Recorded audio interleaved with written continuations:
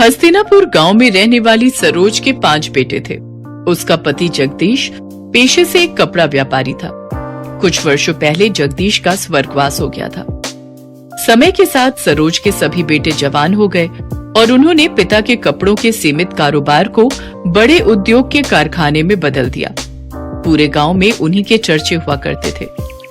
अरे सरोज के 5 बेटों ने मिलकर सरोज का मान ही बढ़ा दिया भाई। पहले तो पिता के छोटे मोटे कारोबार को इतना फैलाया और फिर उसी कमाई से इतना चौरस घर खड़ा कर दिया। 100% सच कहा रमेश भाई। अमीर रईस होने का सरोज के मन में जरा भी अहंकार नहीं है।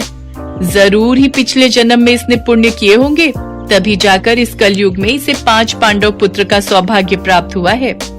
सरोज के प्रति गांव वालों के मन में काफी इज्जत थी। पैसे वाली होने के बावजूद भी उसके अंदर बिल्कुल घमंड नहीं था।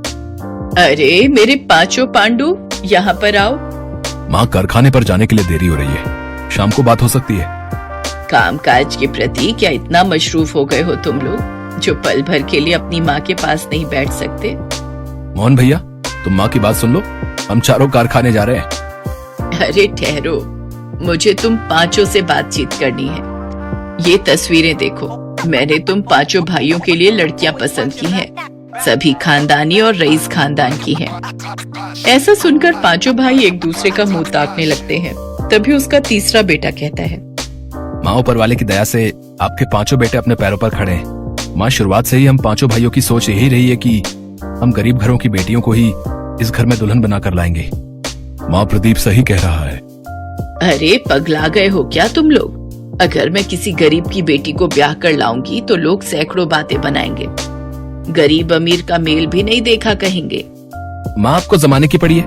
बल्कि ये सोचो कि किसी गरीब की बेटी का हाथ थामने से किसी गरीब पिता को साहूकार का कर्जदार नहीं होना पड़ेगा। सरोज